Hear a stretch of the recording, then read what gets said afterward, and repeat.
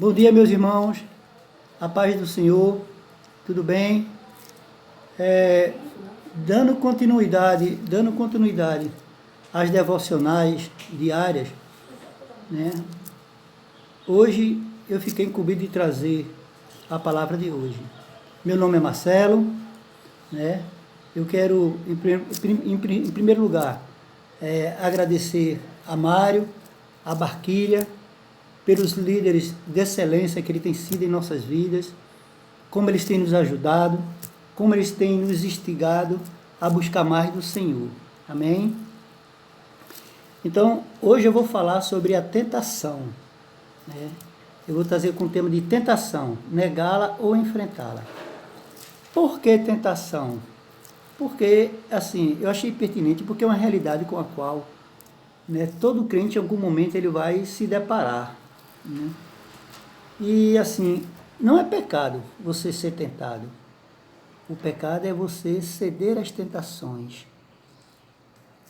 Então, o que é a tentação? A tentação ela é o ato, o efeito de tentar. E eu fui buscar no Aurélio o significado de tentação. E diz assim: a tentação é a disposição de ânimo para a prática de coisas diferentes ou censuráveis. Então, biblicamente falando, nós podemos até dizer que a tentação ela é um convite ao pecado, né?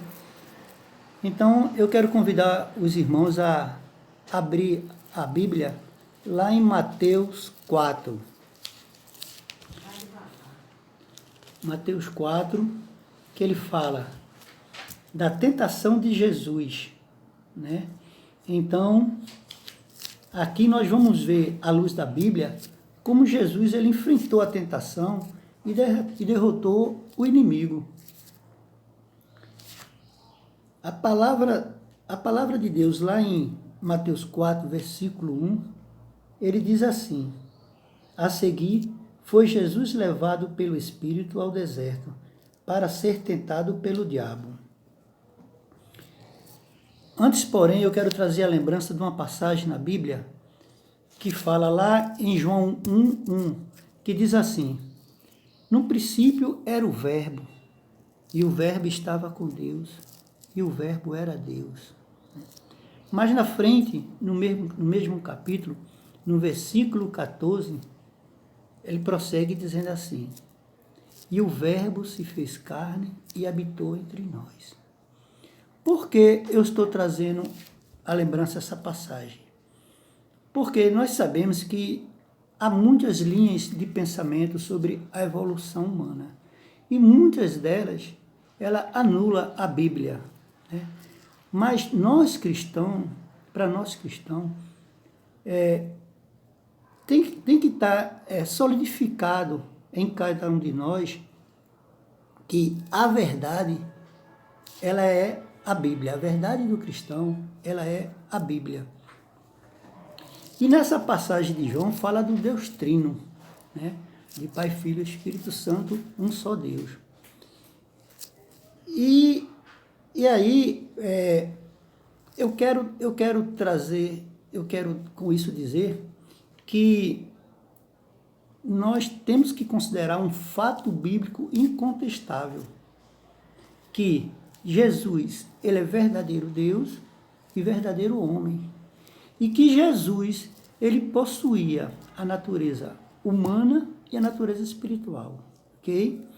Então, é como diz aqui a Bíblia: a seguir foi Jesus levado pelo Espírito ao deserto para ser tentado pelo diabo. A palavra não diz que Jesus ele foi levado em espírito. Ele diz que Jesus foi levado pelo Espírito, né?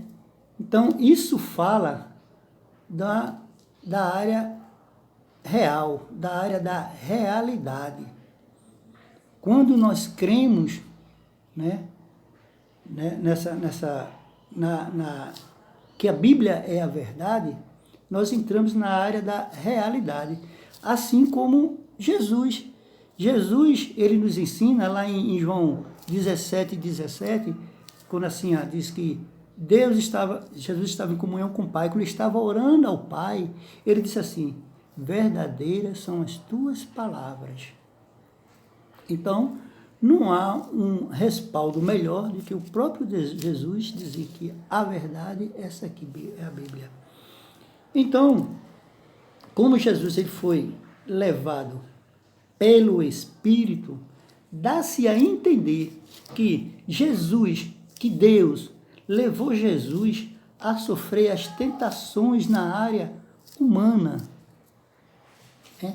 Porque, como Deus, ele não poderia ser tentado, mas como um homem, sim. Como está lá em 1 Pedro 2,2, 1 Pedro 2,22, que diz assim: em tudo ele foi tentado, mas não pecou, mas não cedeu. Não é?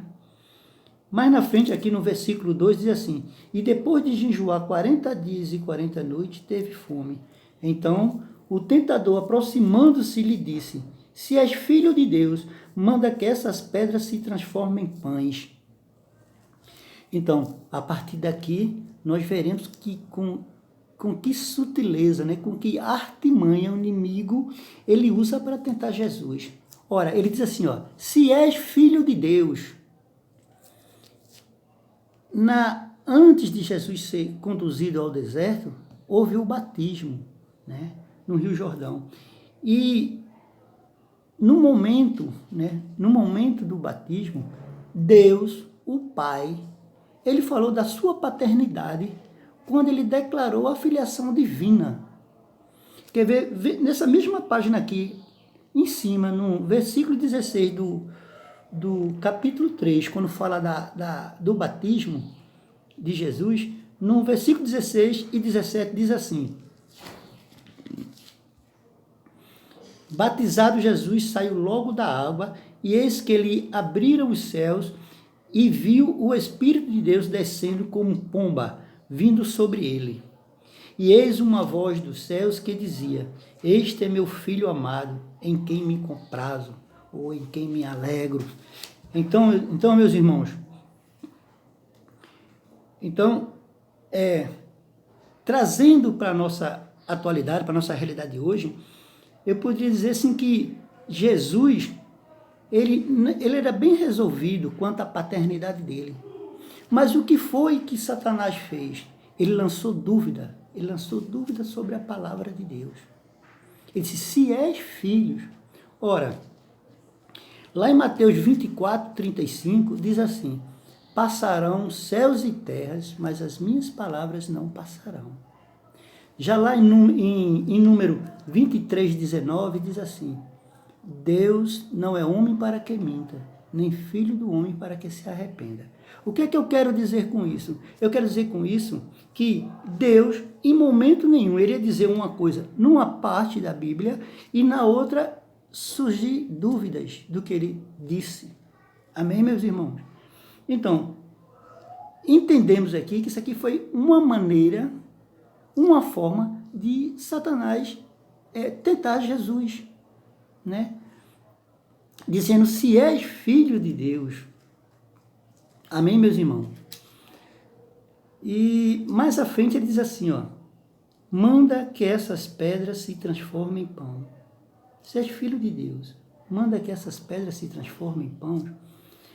Aí, meus irmãos, nós já vamos falar da área da satisfação, do ser saciado, né?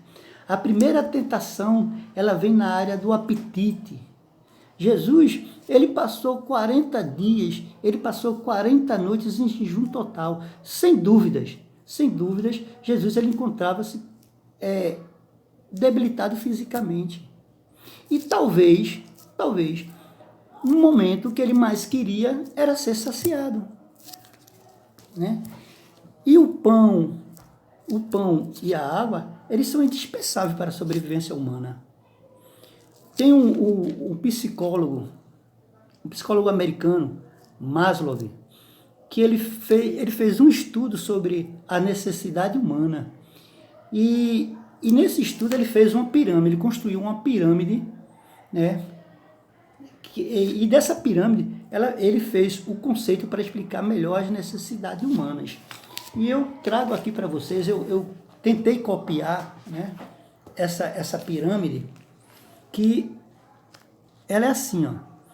Ela fala sobre a fisiologia, que é as necessidades básicas, segurança, amor, estima e realização. Para Maslow, quanto mais a escala mais baixa, mais necessidade, mais indispensável para a sua sobrevivência. E na fisiologia, que ele fez, que a necessidade baixa está respiração, alimento, que é a comida, água, né? Então a gente vê que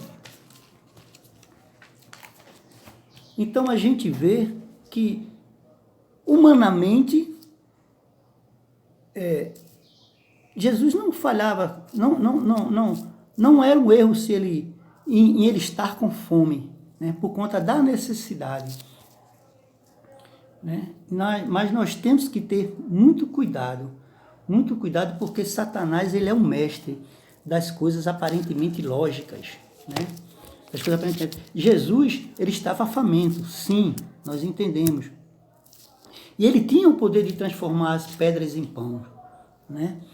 Mas se aí ele assim fizesse, ele fugiria do propósito, né? O que foi que Satanás fez? Ele sugeriu que Jesus, ele tirasse vantagem do seu privilégio especial. É como se ele dissesse assim: é justo que o Filho de Deus passe fome? Ou seja, ele tentou Jesus a fazer alimento não autorizado. Por que eu digo não autorizado? Por dois motivos. Primeiro, Deus levou Jesus ao deserto sem alimento, né, para ser tentado. Segundo, como Jesus iria usar o seu privilégio especial, visto que o plano de Deus era que Jesus enfrentasse as tentações na esfera humana, usando tão somente os recursos que temos à nossa disposição, que é a fé, a oração, o jejum, a obediência, o saber esperar, o confiar. Satanás, ele atua justamente naquela área que estamos mais vulneráveis. E a vulnerabilidade de Jesus naquele momento era fome, era alimento, era querer se alimentar, né? Nós, assim, poderíamos até pensar, poxa, Jesus poderia ter até feito mesmo, até feito pães, e o Pai entenderia, porque ele estava faminto, ele estava com fome, mas não. Mas ele não fugiu do propósito. Jesus, ele enfrentou o tentador dizendo assim: Jesus, porém, respondeu: está escrito, não só de pão viverá o homem, mas de toda a palavra que procede da boca de Deus. Ou seja, Jesus,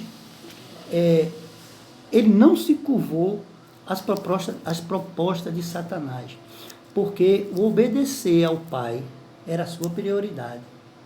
Amém?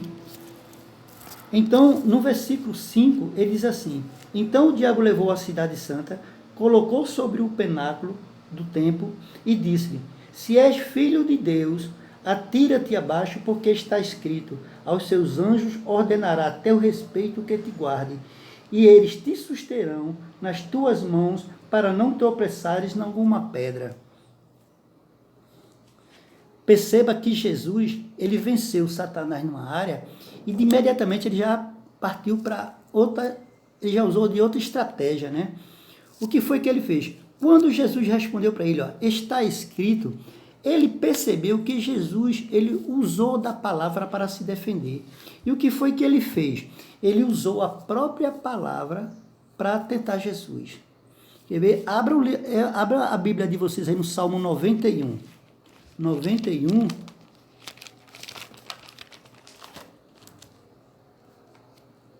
O Salmo 91, 11 e 12. No versículo 11 e 12 diz assim: porque a seus anjos dará ordem a teu respeito, para que te guardem em todos os teus caminhos. Eles te susterão nas tuas mãos, para que não tropece em alguma pedra. Ou seja, o que foi que ele fez? Ele pegou, ele acrescentou a palavra está escrito, porque aqui não diz que está escrito assim, porque é os seus anjos.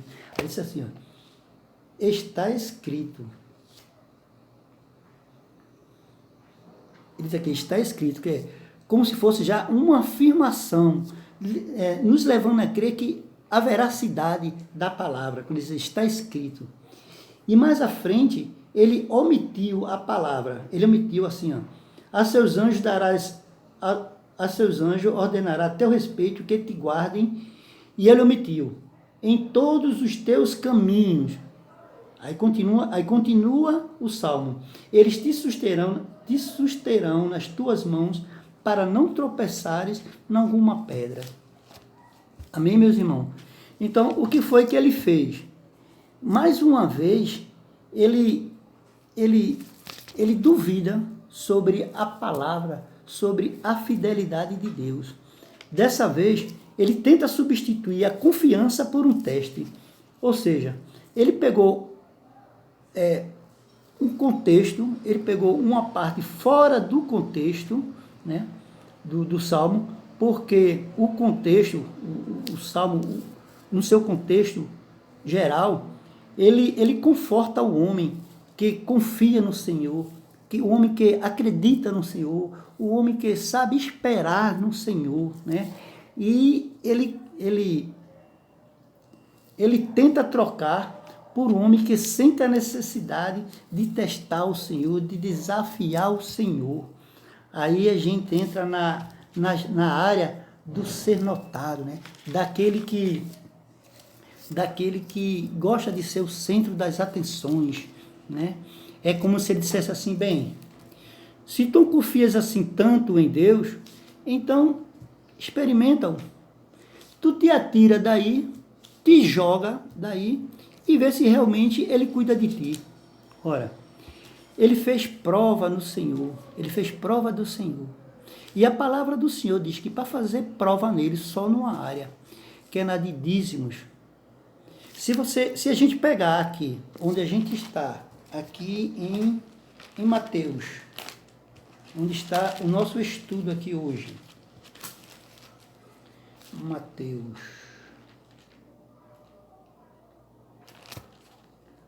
Eu fui para Salmo e não voltei para Mateus. Continuei lá em Salmo falando.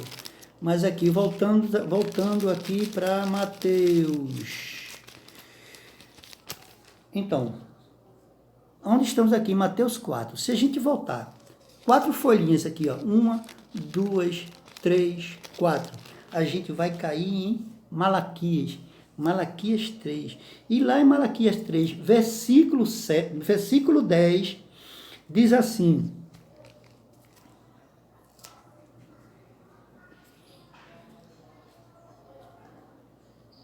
trazei todos os dízimos à casa do tesouro, para que haja mantimento na minha casa. E provai-me nisso, diz o Senhor dos Exércitos. Amém, meus irmãos? Então, mas como quem confia não faz experimento, né? Jesus respondeu, também está escrito, não tentarás o Senhor teu Deus. Aleluia. Porque a confiança verdadeira, ela aceita a palavra de Deus e não necessita de testá-la. Amém, meus irmãos? Então vamos lá para o versículo 8. E ele diz assim: levou ainda o diabo a um monte muito alto, mostrou-lhe todos os reinos do mundo e a glória dele, e lhe disse: tudo isso te darei, se prostrado me adorares. Aí a gente já entra na área do ser adorado, né? Era o desejo de Satanás que Jesus se prostrasse diante dele, né? Foi o desejo de Satanás que Jesus adorasse. Mas Jesus, em momento nenhum, ele contestou a palavra de Satanás quando dissera que possuía autoridade sobre este mundo. Porque lá em João 16:11, o próprio Jesus ele afirma que Satanás ele é o príncipe deste mundo. Né? Ele disse: tudo isso te darei. Ora, então aí vamos por etapa, né? Primeiro disse assim, ó, tudo isso eu te darei. Então, ele está oferecendo o quê? Ele está oferecendo os reinos do mundo. E Jesus, ele já tinha essa promessa, né? Deus já tinha prometido. Está lá em Salmo 2. Vamos lá para o Salmo 2.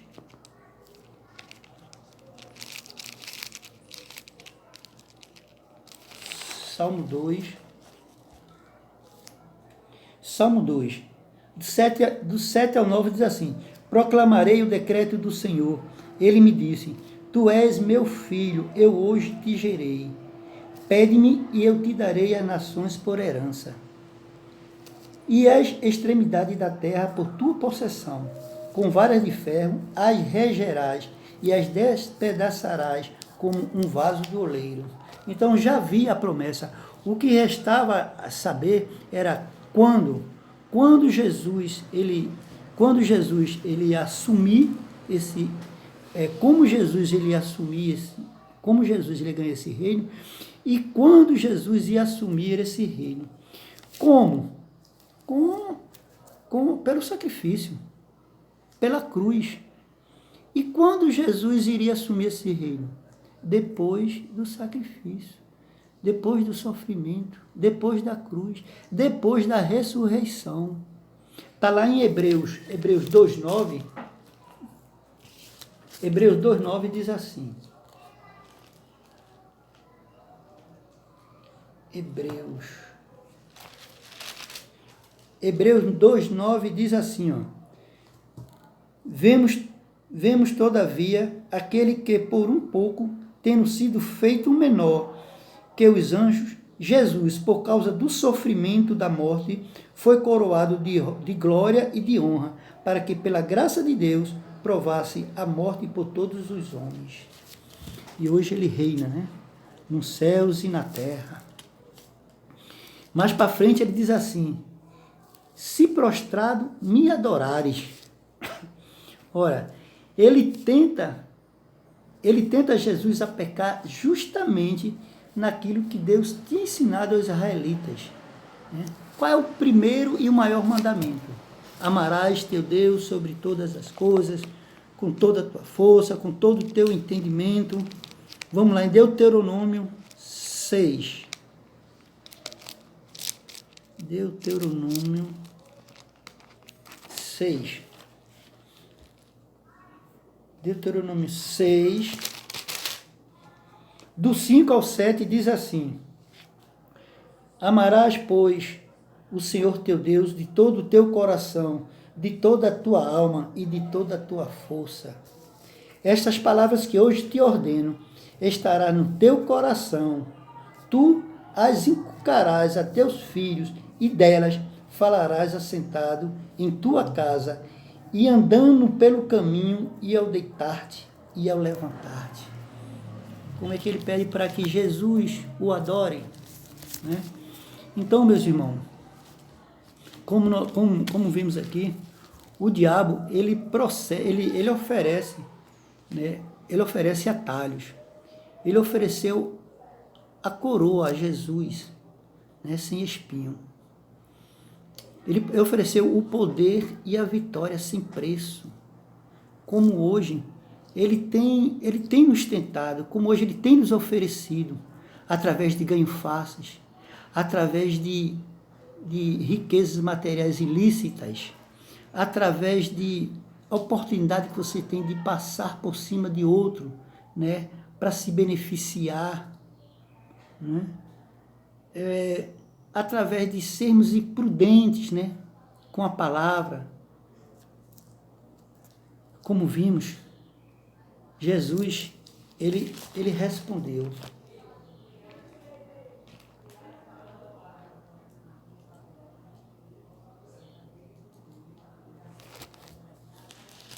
Como vimos, Jesus respondeu: retira-te, Satanás, porque está escrito: ao Senhor teu Deus adorarás, e só a Ele darás culto. Com isso, o deixou o diabo, e eis que vieram o anjo e o serviram. Aí, nessa passagem aí, lembro no final, lá de Marcos. Em Marcos ele disse que Jesus, ele estava entre as feras, mas os anjos o serviam. É essa o termo que Marcos usa, as feras. Então, é assim, é como se fosse realmente, como nós vivêssemos, né, com as feras ao nosso redor, com o inimigo nos tentando, né, todo o tempo.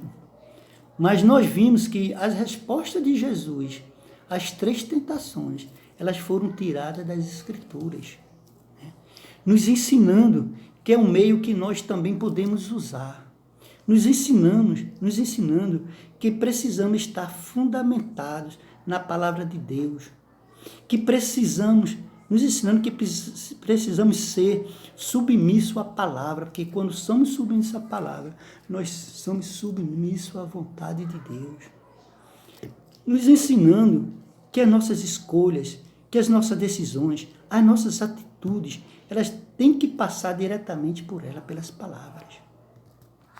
Nos ensinando a dizer um não ao diabo, a um não às coisas mundanas, a um não aos desejos da carne e a dizer um não a tudo aquilo que queira nos afastar da presença de Deus. Amém, meus irmãos? Em Tiago 4,7, ele diz que resistir ao diabo e ele fugirá de vós. Meus irmãos, por nós sermos da descendência de Adão, por a gente ser filho do pecado, não quer dizer que estamos determinados a ser pecador. Sim, pecado propenso, mas não destinado. Por quê? Porque Deus, ele nos dá o livre-arbítrio, ele nos dá a liberdade de escolha. E que nós possamos sempre escolher o lado de Jesus, o lado das coisas de Deus, o lado das coisas que são provenientes de Deus, dos ensinamentos deles. Amém, meus irmãos? Fiquem na paz, obrigado, e vamos para uma outra oportunidade. Amém? Deus abençoe a todos.